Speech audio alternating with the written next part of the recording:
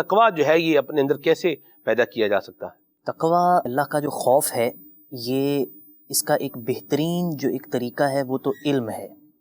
انسان جب علم حاصل کرتا ہے تو علم سے تقویٰ آتا ہے، تقویٰ سے عبادت پیدا ہوتی ہے۔ جو آپ اگر دیکھیے کہ اللہ رب العزت نے اس کائنات کو بنایا ہے، زمین کو بنایا، آسمان بنائے گئے، ہمارے طرف ہر طرف دیکھیں تو کروڑوں اشیاء اللہ رب العزت نے تخلیق فرمائی ہیں۔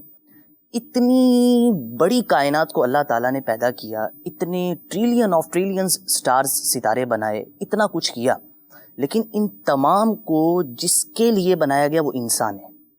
قرآن پاک میں اللہ رب العزت نے فرمایا هو الذی خلق لکم ما فی الارض جمیعا، وہ خدا کہ جس نے جو کچھ زمین میں ہے سارا کچھ تمہارے لیے بنایا۔ لکم، جو کم کا مخاطب ہے وہ انسان ہے، کہ وہ خدا جس نے جو کچھ زمین میں ہے وہ سارا کچھ تمہارے لیے بنایا ہے۔ اسی طرح اب یہ تو ہے کہ زمین اور جو کچھ زمین میں ہے اندازہ ہی نہیں ہے کہ وہ سارا انسان کے لیے بنا۔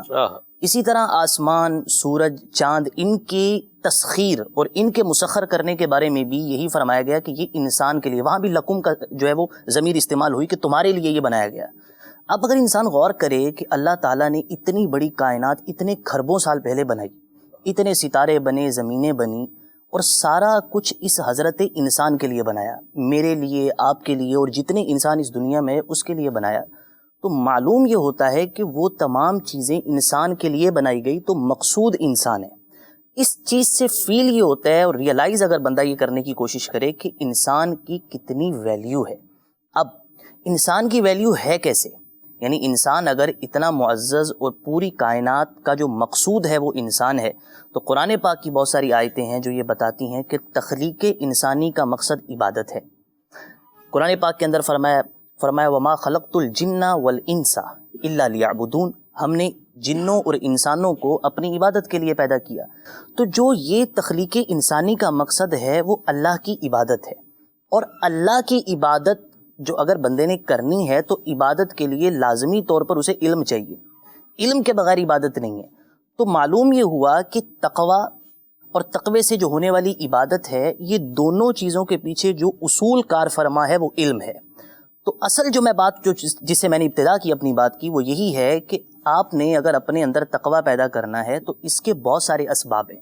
ہم نے کل کے سلسلے میں ایک صحبت پر گفتگو کی کہ نیک لوگوں کی صحبت اختیار کی جائے، اس کے علاوہ اور بہت ساری چیزیں ہیں جو تقویٰ پیدا کرتی ہیں، مگر ان میں جو ان تمام کے پیچھے بھی، صحبت میں بھی تو علم ہی آنا ہے نا، تو ان تمام چیزوں کے پیچھے جو تقویٰ کی بیس ہے وہ علم ہے، اور علم ہی عرفان ہے۔ وہ اللہ کا عرفان، خدا رسول صلی اللہ تعالیٰ علیہ وسلم کی محبت، اور یہ تمام چیزیں جو ہیں ان کا علم ہو، اللہ کا عرفان ہو۔ اب خدا کو ایک ماننا بھی ایک درجے کا عرفان ہی ہے۔